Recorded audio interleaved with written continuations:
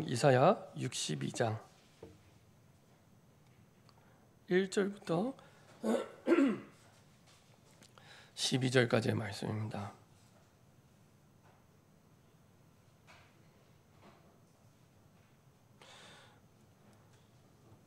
자, 여러분들이 교독하겠습니다. 제가 먼저 읽도록 하겠습니다.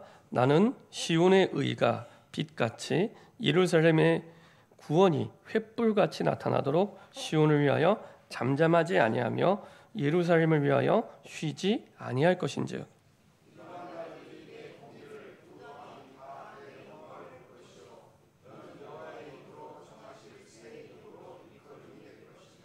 너는 또 여호와의 손에 아름다운 관 내 하나님의 손에 왕관이 될 것이라.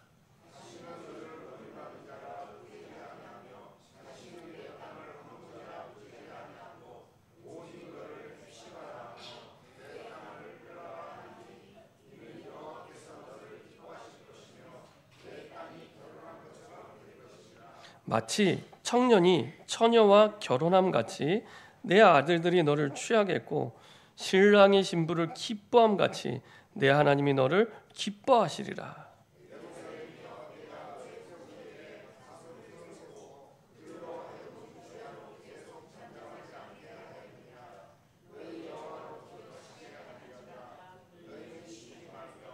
또 여호와께서 예루살렘을 세워 세상에서 찬송을 받게 하시기까지 그로 쉬지 못하시게 하라.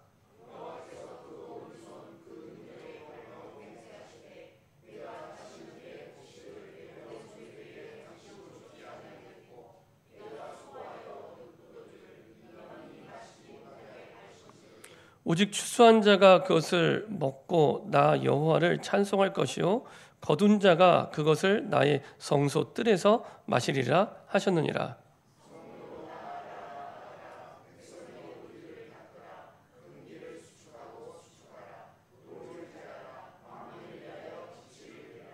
여호와께서 땅 끝까지 선포하시되 너희는 딸 시온에게 이르라. 보라 내 구원이 이르렀느니라. 보라 상급이 그에게 있고 보응이 그 앞에 있느니라 하셨느니라.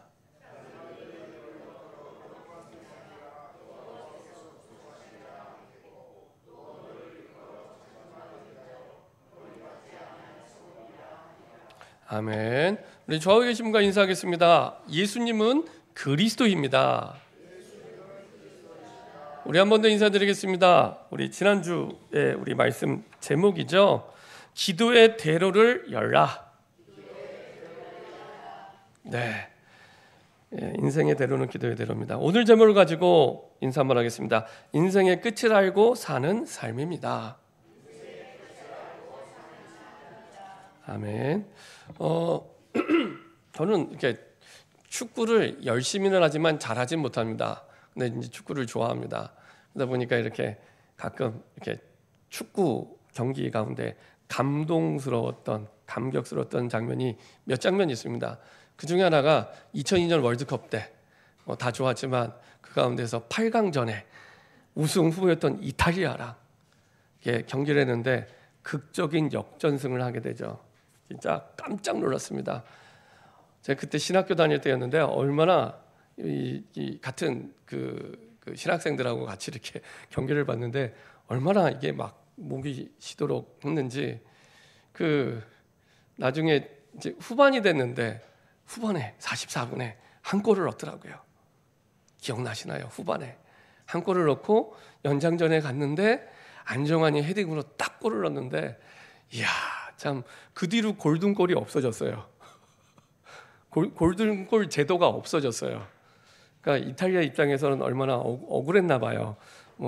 이해는 됩니다. 우승 후보였는데 아시아 그리고 또 이게 축구 변방의 나라였던 한국에 딱 졌으니까 우승 후보가 얼마나 참 힘들었겠습니까? 그 뒤로 골든골 제도가 없어졌는데 정말로 드라마틱한 그런 장면이었죠. 그리고 또 이제 한참 뒤에 이 월드컵 때마다 그런 장면이 나오는 것 같습니다. 그 2016년도에 월드컵 할 때 우리나라가 독일을 이겼어요. 그것도 그 예선전에서 2번이나 패했는데 독일보다 더 약한 팀들한테 2번이나 졌는데 마지막에 독일을 이겼어요. 역시 후반전에 우리나라는 후반전에 강한가 봐요. 후반에 한 골을 넣더니 나중에 또 막 손흥민이 달려가서 주세종 선수가 길게 볼을 넘겨줘서 나중에 손흥민이 차서 이겼죠. 그러니까 뭐 신문에서도 그렇고 난리가 났습니다. 예선 탈락해도 괜찮다. 독일을 이겼기 때문에. 독일도 예선 탈락했어요. 독일도 예선 탈락하고 그때 누가 올라가냐? 멕시코가 올라갔어요. 그래갖고 멕시코에 친구 있는 사람은 막 멕시코 친구들이 밥 사주고 그랬다고 합니다. 그러면서 대단한 참 그런 일이었죠. 세상에 독일을 이기다니 막 그런. 그래서 축구 선수들 그때 뛰었던 선수들도 길이길이 평생에 오래 기억에 남는 경기다 이렇게 얘기를 하는데요. 지금은 그때만큼 이렇게 막 되게 놀라거나 그러진 않습니다. 왜냐하면 결과를 알기 때문에 이미 알고 있기 때문에 그렇죠. 우리가 결과를 알고 있다면 문제를 만나도 당황하지 않습니다. 우리가 결과를 알고 있다면 어려움을 만나도 당황스러워하지 않습니다. 오늘 이 이사야 62장은 하나님이 이스라엘에게 준 이스라엘의 결론이기도 합니다. 그러면서 결과이기도 하고요. 우리 인생에 하나님이 이런 결론을 두고 인도하신다라는 인생의 결론이기도 합니다. 예루살렘의 이스라엘의 결론이기도 하고 우리 인생의 결론이기도 하고요. 그리고 교회의 결론이기도 합니다. 앞으로 하나님이 어떻게 교회를 어떤 결론을 내실 거냐?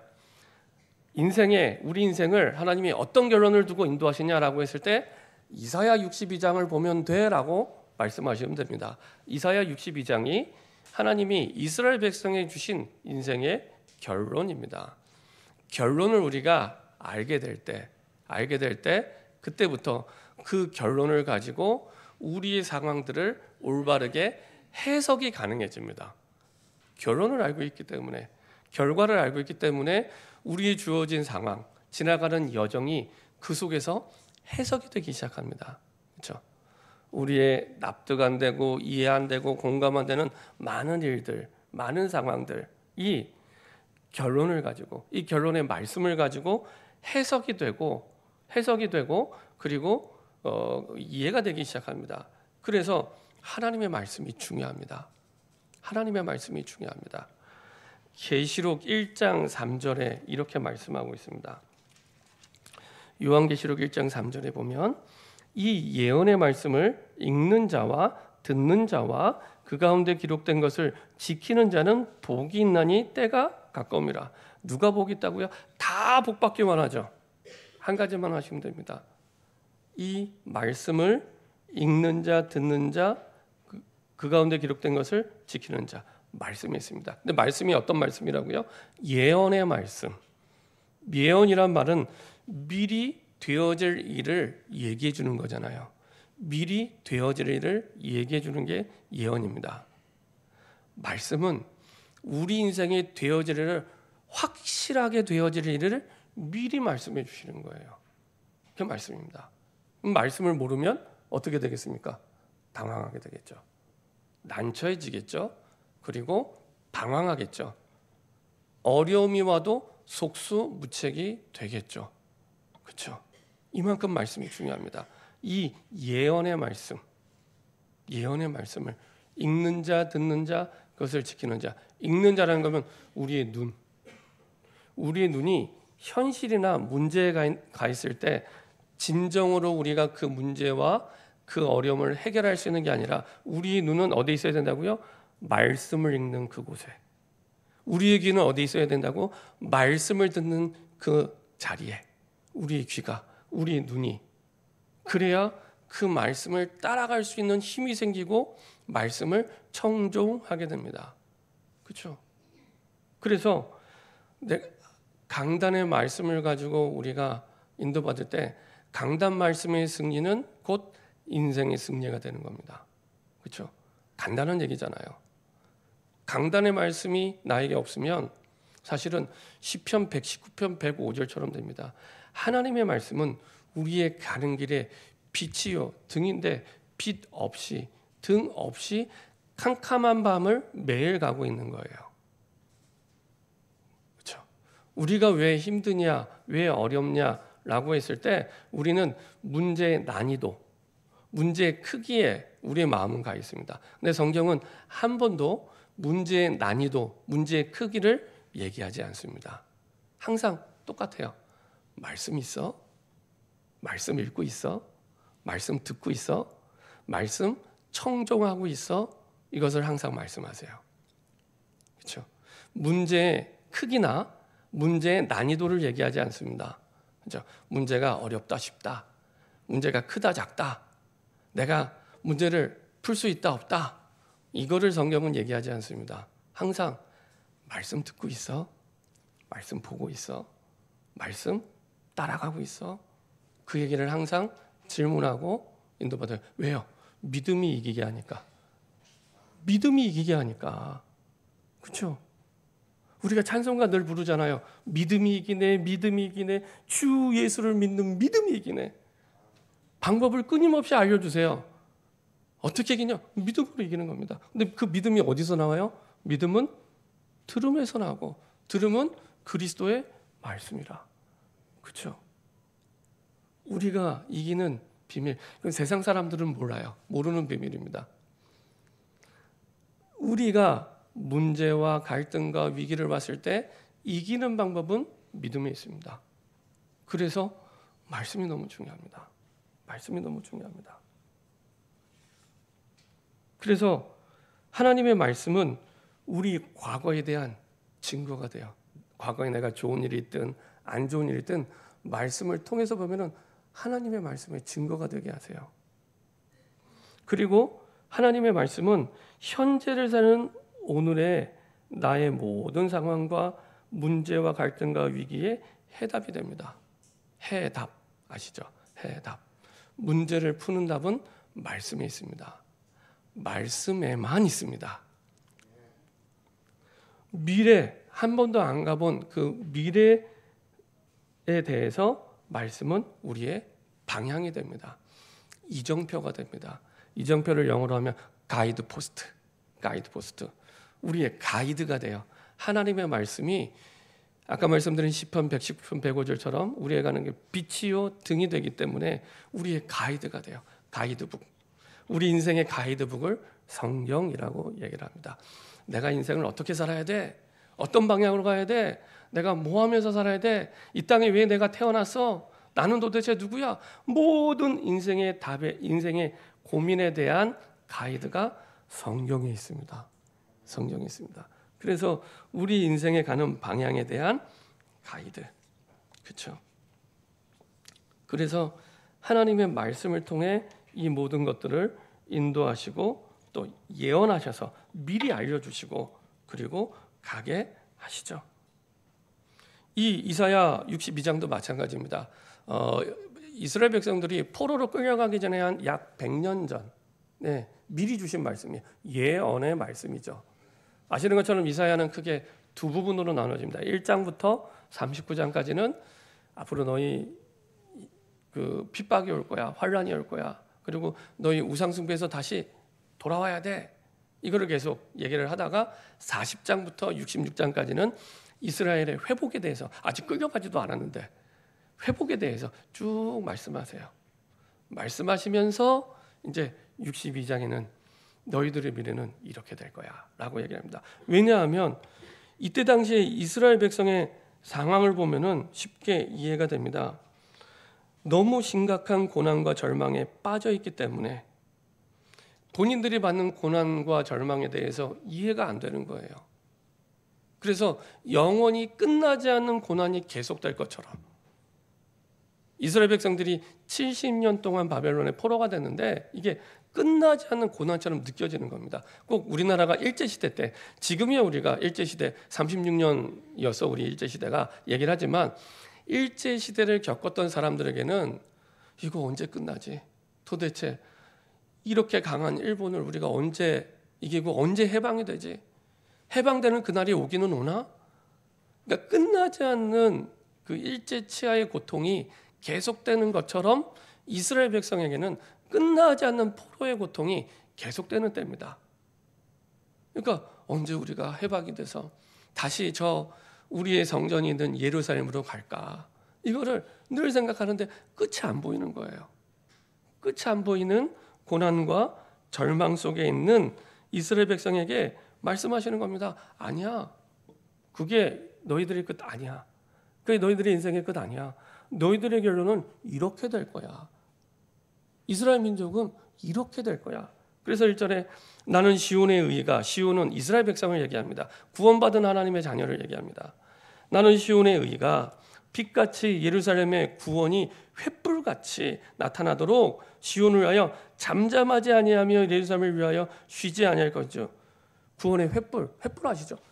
횃불을 들고 누구나 볼 수 있는 그것처럼 너희들 구원이 그렇게 보여질 거야. 내가 그걸 두고 지금도 쉬지 않고 일하고 있어. 하나님의 역사가 안 보이면 우리는 꼭 하나님이 주무시는 것 같고 일 안 하시는 것 같은데, 그게 아니라 지금도 내가 일하고 있어. 내가 그 너희들의 구원이 횃불처럼 밝게 보여지도록 지금도 내가 일하고 있어.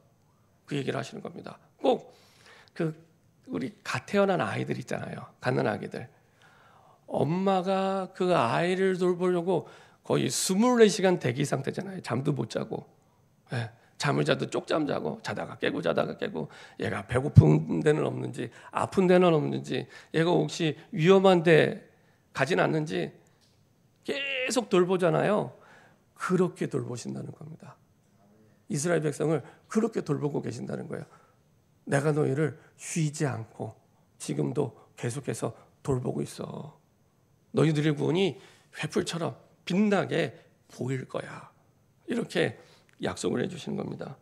왜냐하면 이스라엘 백성은 우리가 도대체 왜 이런 고난을 당하고 왜 이런 고생을 하고 내 인생이 왜 이렇게 힘든지, 왜 이렇게 내 인생은 안 되는 인생인지, 그거를 계속 이제 질문하고 이제 어려워하는 그런 상황이었기 때문에 해석이 안 되는 거죠.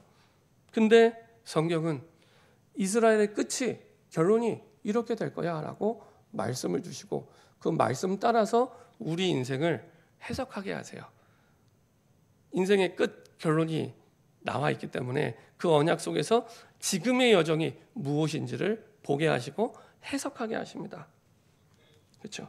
인생의 끝을 알고 인생의 결론을 알고 하나님이 지금 이 여정을 어떻게 인도하시는지를 해석하게 하시고 이해하게 하시죠. 그 과정이 끝을 알면 해석되기 시작합니다. 결론을 알면 해석되기 시작합니다. 결론이 어떻게 될지 모르니까 자꾸 우리가 고민하고 흔들리는데요. 결론을 알고 있기 때문에, 결과를 알고 있기 때문에 오늘의 여정이 해석이 되기 시작합니다. 다르죠? 그래서 이사야 62장은 우리 인생의 결론이기도 하고 교회의 결론이기도 합니다. 그러면 이스라엘 백성을 하나님이 어떻게 인도하고 계시냐? 첫 번째로 보니까 우리를 향한 하나님의 사랑이 어마어마하다는 겁니다. 이게 첫 번째예요.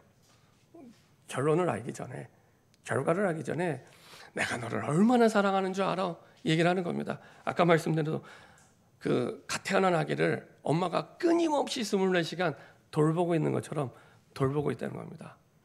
쉬지 않고 보고 있다는 겁니다. 자, 그래서 그리스도께서 구원을 완성하기 위해 쉬지 않고 지금도 그 구원을 이루기 위해 일하고 계시고, 2절에 보면은 이방 나라들이 내 공의를, 무두왕이 다 내 영광을 볼 것이요 너는 여호와의 입으로 정하실 새 이름으로 일컬음이 될 것이며 너는 또 여호와의 손에 아름다운 관, 내 하나님의 손에 왕관이 될 것이라. 이방 나라들이 내 공의를, 너의 구원을 이루시는 하나님의 의를, 그게 공의거든요. 하나님의 구원을 이루는 의, 이게 공의입니다. 그 공의를 보게 될 거라고. 전혀 이 당시 이스라엘 백성으로서는 전혀 구원받을 기미가 안 보이니까, 전혀 구원의 소망이 안 보이니까 끊임없이 그 부분을 확신시켜 주는 겁니다. 자꾸 믿음을 주는 거죠. 뭇 왕이 다 내 영광을 보도록. 그래서 여호와의 입으로, 여호와의 말씀으로 정하실 새 이름으로 일컬음을 받고 여호와의 손에 관, 내 하나님 손에 왕관이 될 것이라. 그러니까 왕관이 뭡니까? 왕의 영광과 왕의 지위를 나타내는 게 왕관이잖아요. 그러니까 너는 하나님의 영광이 되고 영광의 일부가 되고 네가 하나님의 영광의 내용이 될 거야. 너를 통해서 하나님의 영광을 받으실 거기 때문에 너는 하나님의 영광이 될 거고 영광의 내용이 될 거고 너는 그 왕관이 될 거야. 그래서 만국의 왕들이, 만 백성들이 나를 만물의 모든 만물의 주관자요 왕으로 인정하고 보게 될 거야. 그리고 너는 그 일부가 될 거야. 너도 그 영광을 보게 되고 네가 그 영광이 될 거야. 그 얘기를 하는 겁니다. 그러면서 또 말씀하시죠. 얼마나 사랑하냐. 4절에 다시는 너를 버림받은 자로 부르지 아니하며, 이방 민족들이 비웃었거든요. 아니 너 선민이라며 하나님의 백성이라며 꼴 좋다, 포로가 되고 뭐 그런 상황입니다. 비웃음거리가 된 거예요. 조롱거리가 된 거예요. 그거에 대해서 말씀하신 거죠. 다시는 너를 버림받은 자라 부르지 아니하며 다시는 내 땅을 황무지라 부르지 아니하고 오직 너를 헵시바라 하며 내 땅을 뷸라라 하리니 이는 여호와께서 너를 기뻐하실 것이며 내 땅이 결혼한 것처럼 될 것임이라. 헵시바가 뭐니까? 헵시바는 너는 나의 기쁨이란 겁니다. 너는 나의 기쁨. 그렇죠? 넌 내 기쁨이야. 너는 내 기쁨이야. 뷸라는 뭡니까? 뷸라는 결혼한 여인을 뷸라라고 하는데 남편이 있는 여자를 얘기하는데 그 말은 나 남편이 있어. 얘기는 나 사랑하는 사람이 있어. 나 사랑하는 사람이 있어. 쉽게 얘기하면은 예를 들면은 이게 정말 예쁜 아가씨가 이렇게 가면 남자들이 막 보잖아요. 그런 것처럼 내가 너를 사랑해. 그 얘기를 하는 겁니다. 그런 것처럼 하나님이 내가 너를 그렇게 사랑하고 있는 거야. 꼭 신랑이 신부를 보고 막 입이 귀에 걸려갖고 막 기뻐서 어쩔 줄 몰라 하는 것처럼, 뭐 아무 경험이 없는 것처럼 이렇게 얘기를 하시지만, 막 입이 귀에 걸려갖고 막 나의 신부 막 너무 기뻐하는 것처럼 그렇게 내가 너를 기뻐해. 내가 너를 기뻐해. 그리고 왜 그 아기가 너무 이쁠 때 있잖아요. 그 100일 지나고 이 두돌되기 전에 막 일어나고 아장아장 걷고 막 그렇게 이쁠 때 막 진짜 막 깨물어주고 막 이게 어찌할 바를 모를 만큼 이쁜 만큼 내가 너를 기뻐해. 그 얘기를 하는 겁니다. 한 사람 한 사람을 그 사람의 스펙과 상관없이 그 사람의 능력과 상관없이 그렇게 하나님이 나를, 이스라엘 백성을 기뻐하신다는 거예요. 그러니까 그런 내가 너를 이 포로에서 안 건져주겠어라고 하기 위해서 이 부분을 먼저 얘기를 하는 겁니다. 스바냐 3장 17절 한번 볼까요? 스바냐 3장 17절. 그 하나님의 마음이 잘 나타나 있죠. 얼마나 기뻐하시는지. 스바냐 역시 이스라엘이 포로되기 전에 이스라엘에 대해 예언했던 사람인데요. 흐름이 똑같습니다. 스바냐 3장 17절.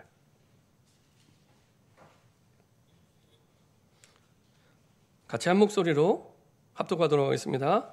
너의 하나님 여호와가 너의 가운데에 계시니 그는 구원을 베푸실 전능자이시라.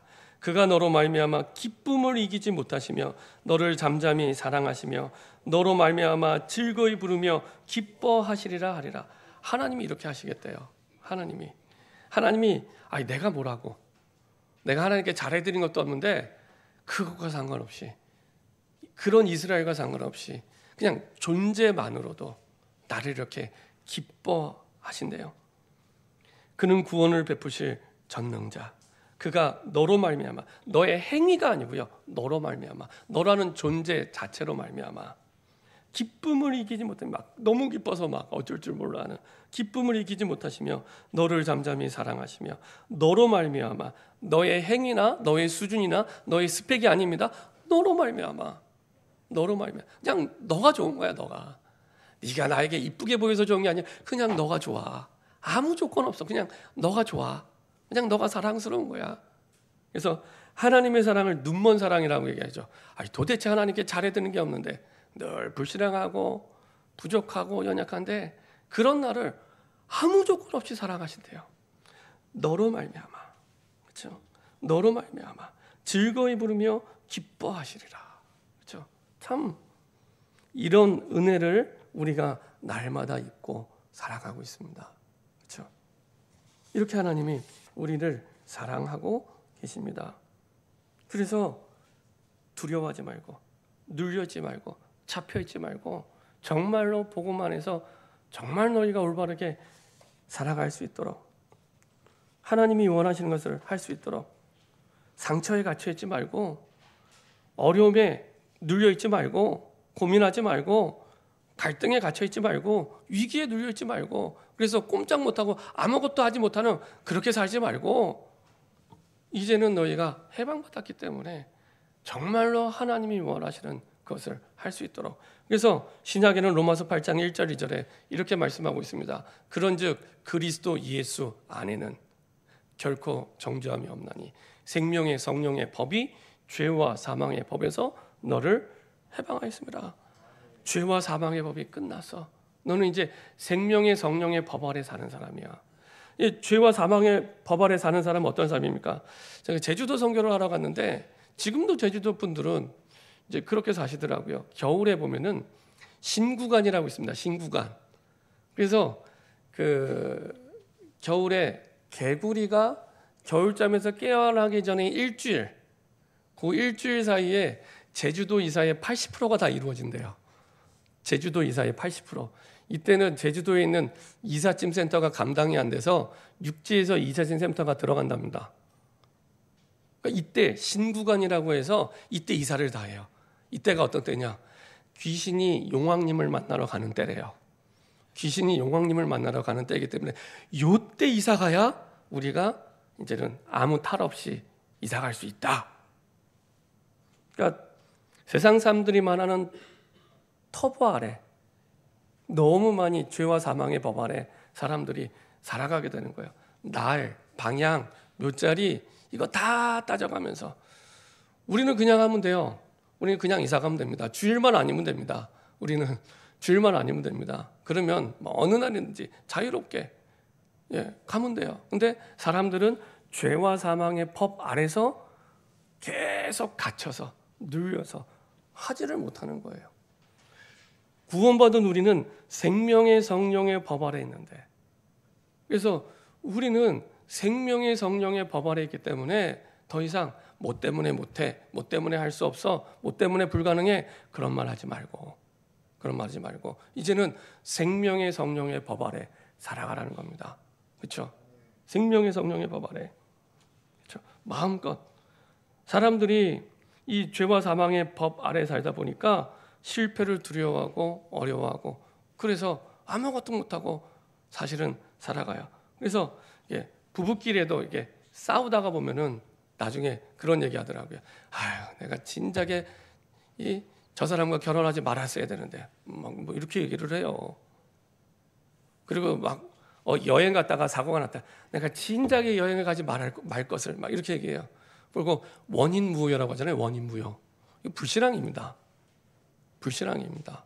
하나님의 주권을 안 믿는 거예요. 하나님의 주권을 안 믿는 겁니다. 욥이 그랬죠. 욥이 차라리 태어나지 말걸. 그렇죠? 우리는 그게 아니잖아요. 죄와 사망의 법 아래 사는 사람은 이 원인무효. 에휴, 그러지 말걸. 결혼하지 말걸. 하지 말걸. 가지 말걸. 계속 그 아래 살아가는 거예요. 근데 복음은 그게 아닙니다. 그것을 보혈의 능력으로 딛고 일어서는 겁니다. 그게 십자가 보혈의 능력입니다. 그게 복음의 능력입니다.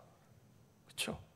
그래서 우리가 정말로 하나님이 주신 생명의 그 법 아래, 성령의 법 아래 내가 하는 게 아니라 그 성령의 능력으로 하게 되는 거죠. 원인 무효가 아니라 맞아, 기정사실이야. 근데 그 뒤에는 하나님의 계획이 있는 거야. 그 뒤에는 소망이 있고 그 뒤에는 하나님의 뜻이 있는 거야. 그래서 모든 것이 합력하여 선을 이루는 거야. 이게 믿음이죠. 그렇죠? 그래서 하나님께서 우리의 삶을 그렇게 인도하고 계십니다. 원인무효가 아니죠.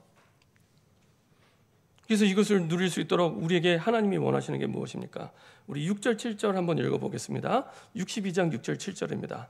예루살렘이여 내가 너의 성벽 위에 파수꾼을 세우고 그들로 하여금 주여로 계속 잠잠하지 않게 하였느니라.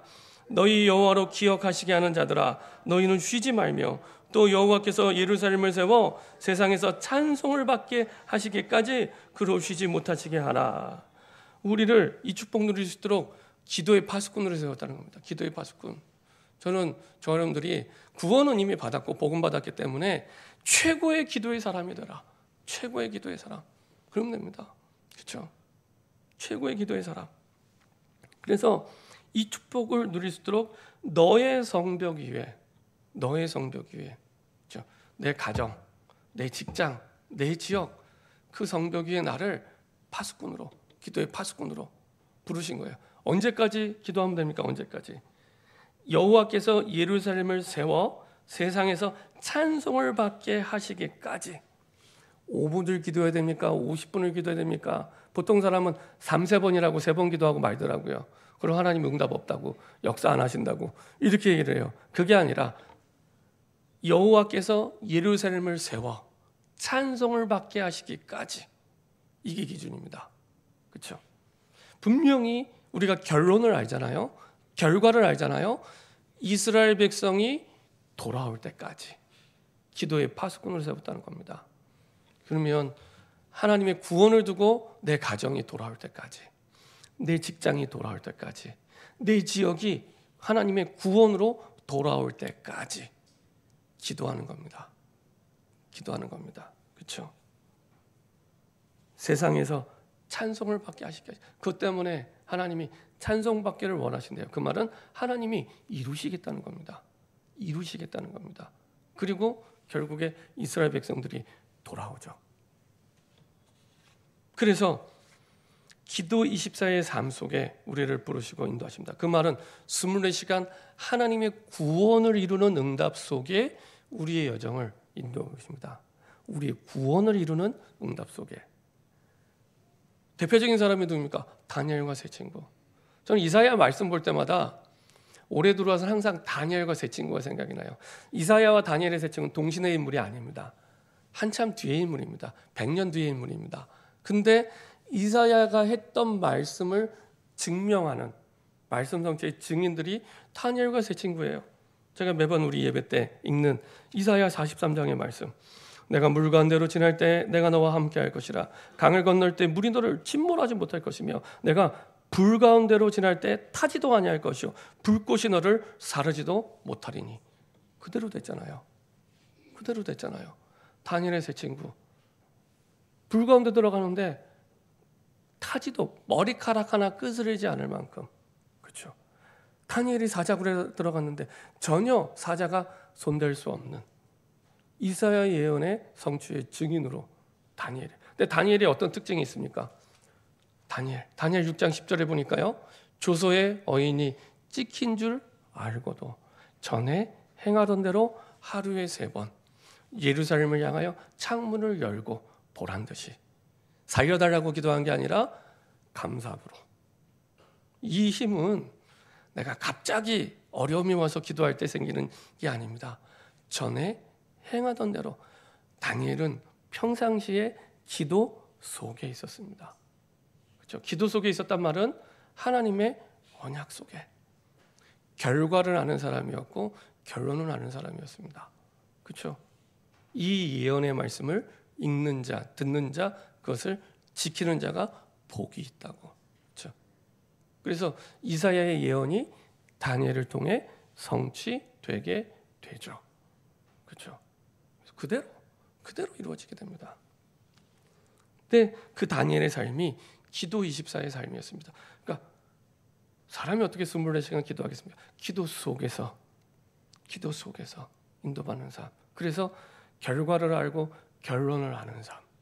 그래서 여정에 휘둘리지 않고 우리의 여러 가지 지나가는 언약의 여정 속에 흔들리지 않고 그리고 그 결론대로 이끄실 주님을 바라보고 가게 되죠. 하나님이 이 속에서 우리에게 어떤 열매를 주십니까? 8절 9절입니다.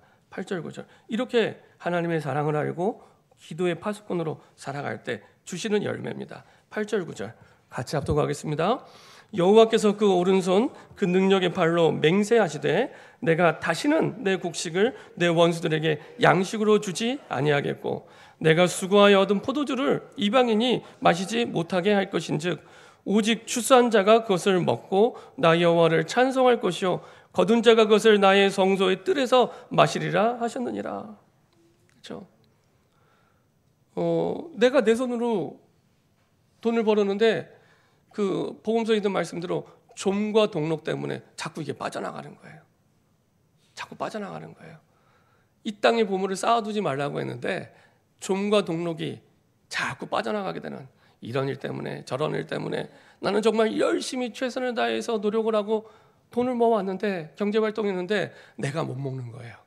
내가 못 먹는 거예요. 내가 못 쓰는 거예요. 그렇죠? 그런 일이 없게 하겠다라는 말씀입니다. 그렇죠? 이스라엘 백성들은 늘 곡식을 추수하고 먹이다 되면은 늘 강탈당하고 빼앗기고 그랬거든요. 블레셋에 빼앗기고 아수르에 빼앗기고 이제는 바벨론의 포로가 돼서 노동하고 다 바벨론에게 가는 거죠.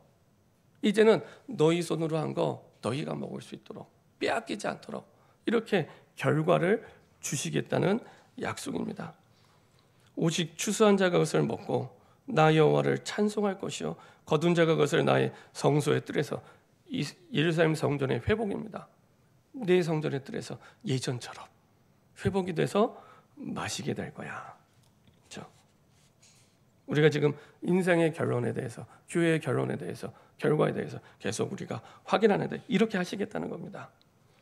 자, 이런 축복을 우리에게 주신 이유가 무엇입니까? 이사야 62장 10절부터 12절 같이 합독하도록 하겠습니다.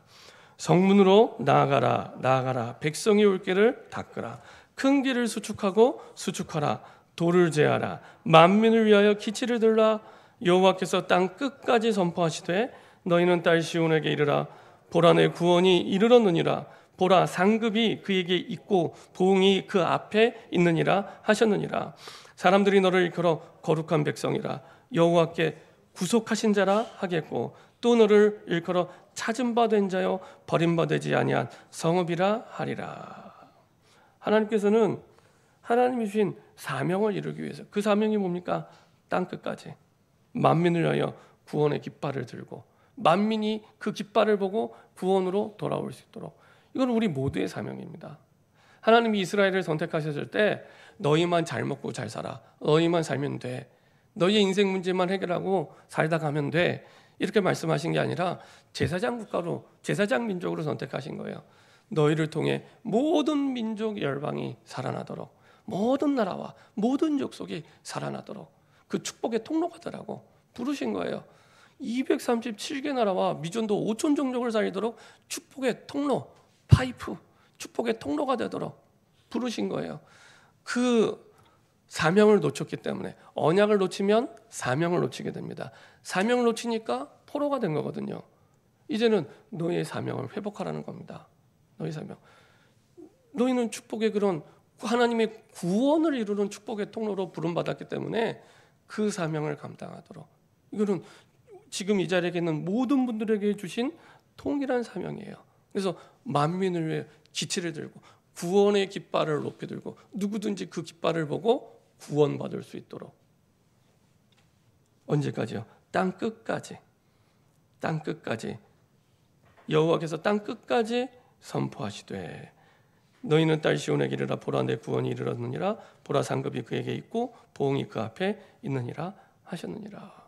그 구원을 두고 하나님이 상급을 주시기도 하고 보응을 허락하셔서 이 구원의 복음을 막을 때는 하나님이 또 거기에 맞는 보응을 약속해 주신 거죠. 막을 수 없는 구원의 응답과 축복 속에 우리를 불러주셨는데 중요한 건 그 사명을 확인하라는 겁니다. 지금 이스라엘 백성이 서론에 말씀드린 대로 도저히 바꿀 수 없는 환경, 상황, 고난, 그런 핍박, 어려움, 그래서 포로가 됐는데 그때는 뭘 확인할 때냐? 하나님의 말씀을 확인하고 그 말씀 속에 내게 주신 사명, 하나님이 왜 나를 구원해 주셨는지 그 사명을 확인하는 시간입니다.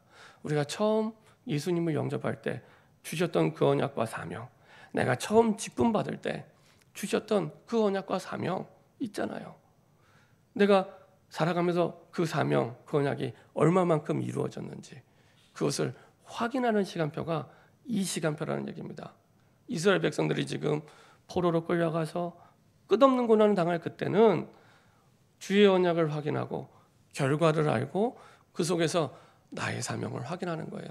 하나님은 지금도 쉬지 않고 24시간 하나님의 구원을 위해 뛰고 계시는데, 굳이 사람으로 표현하자면 나는 어디를 향하고 있는지, 나는 무엇을 보고 있는지, 나는 무엇을 듣고 있는지, 무엇을 생각하고 있는지, 여호와의 구원을 이루는 그 속에 내가 있는지, 그 사명을 확인하라는 겁니다. 그것 때문에 앞부분의 모든 축복을 다 주시는 거예요. 앞부분의 축복. 그래서 세상을 복음으로 살리는 플랫폼이 되도록 그렇게 우리를 부르셨다는 겁니다. 그렇죠? 복음을 위해 사람들이 우리에게 와서 답을 얻고, 그 답을 가지고 또다시 세상에 나서 또 다른 플랫폼이 되는 거죠. 또 다른 사람을 살릴 수 있는. 그렇죠? 우리가 여기서 이 지역의 사람들이 지하철을 타려면 미금역 가야 되잖아요. 미금역. 그렇죠? 거기 가야 지하철을 탈 수 있죠. 거기가 플랫폼이니까. 그렇죠? 스테이션이니까 거기 가야 지하철 탈 수 있잖아요. 하나님이 내 삶의 현장에 나를 통해 복음을 듣게 하는 복음의 플랫폼으로 부르신 거예요. 나를. 내가 믿든지 안 믿든지 그건 내 생각이고, 하나님은 나를 그렇게 부르셨다는 거예요. 나와 관계된 그 가정의 사람이, 가문의 사람이, 직장의 사람이, 그리고 지역의 사람이 나를 통해 복음을 듣도록 복음의 플랫폼으로 나를 부르셨다는 겁니다. 그렇죠? 그래서 나를 통해 복음의 빛이 비춰지도록 그런 파수망대로, 그리고 이런 복음이 전 세계 구석구석 소통되도록, 전달되도록, 영적 안테나, 우리는 핸드폰이 지금 미국도 되고 유럽도 되고 다 통화할 수 있잖아요. 그런 영적인 복음의 소통이 되는 이런 사명의 축복을 누리는 사명자로 우리를 부르신 겁니다. 그래서 고난의 때, 핍박의 때, 어려움이 왔을 때는 언약을 기억하라. 그리고 우리 사명을 기억하고 회복해야 될 시간표입니다. 결론입니다. 우리는 인생의 끝을 알고 사는 삶을 살아가고 있습니다. 인생의 결론을 알고 사는 삶입니다.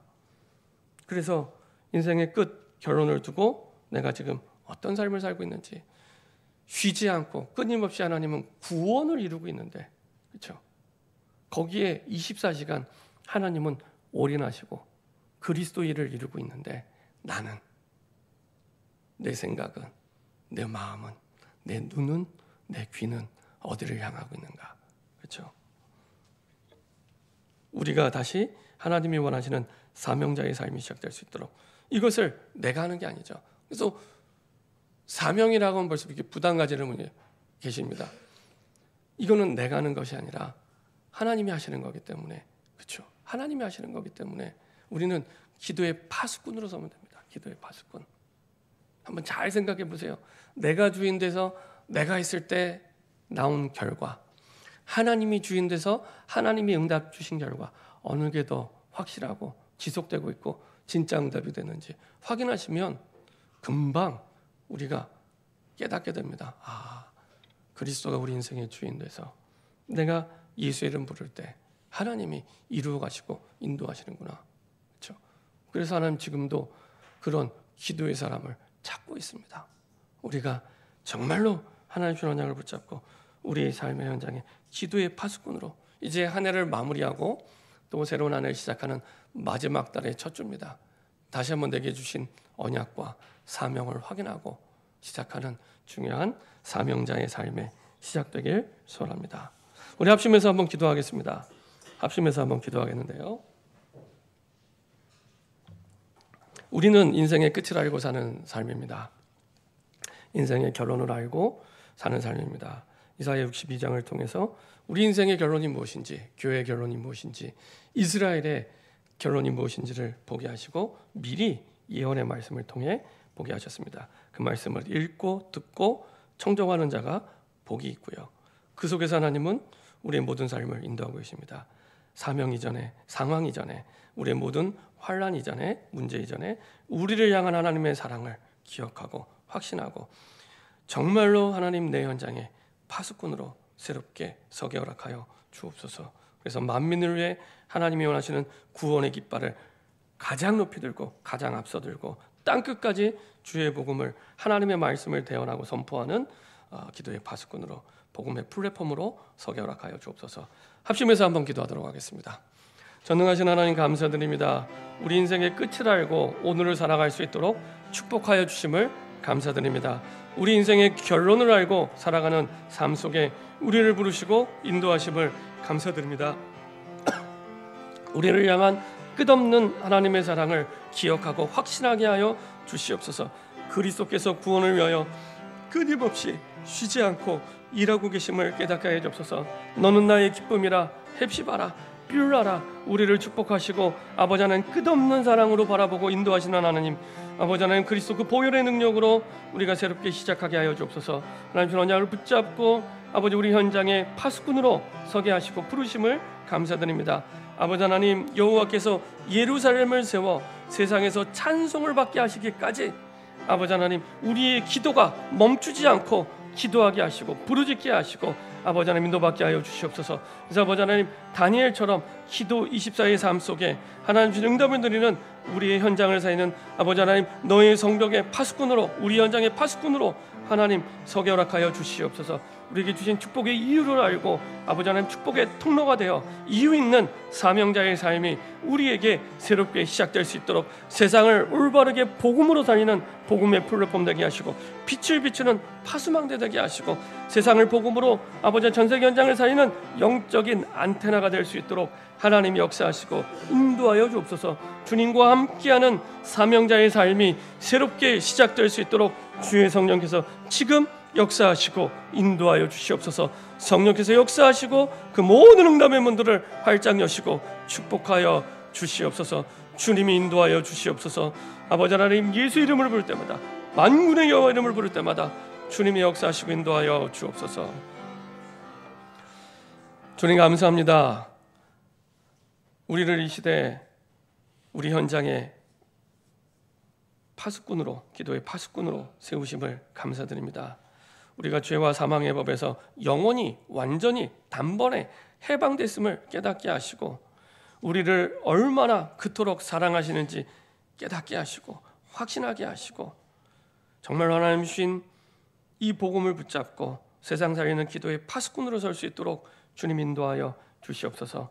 그리스도 보혈의 능력으로 항상 다시 시작할 수 있는 그 언약 속에 있음을 깨닫게 하시고 모든 것 위에 하나님의 선을 이루는, 하나님의 응답을 누리는, 하나님의 능력을 누리는 새로운 시작이 되게 하여 주옵소서. 우리의 드려진 예물이 아버지 하나님 기도의 파수꾼으로 부르신 그 응답의 그 증거의 예물이 되게 하시고 인생의 결론을 알고 살아가는 증인의 예물이 되게 하여 주시옵소서. 이제는 우리 주 예수 그리스도의 은혜와 하나님 아버지의 그 크신 사랑과 성령의 내중대 역사 교통하심이 성령의 인도받아 성령의 역사 속에서 성령의 열매를 맺으며 기도의 파수꾼으로 인생의 결론을 알고 끝을 알고 오늘을 살아가며 온 민족과 열방과 세계를 살리는 복음의 플랫폼으로 살아가기 원하는, 정말로 복음의 빛, 생명의 빛을 비추는 망대로 살아가기 원하는, 전 세계를 살리는 영원한 영적 안테나의 축복을 누리기 원하는 모든 하나님의 백성들의 마음과 생각과 영과 삶 속에 인터넷으로 함께 예배드리는 모든 현장과 미주 현장과 필리핀 현장과 독일 현장과 베트남 현장과 아프리카 탄자니아 현장과 몽골 현장과 안성 현장과 우리 원로 목사님 사모님 가는 모든 현장과 캐나다 현장 속에 우리의 달려갈 인생의 여정 속에 영원토록 항상 함께 계실지어다.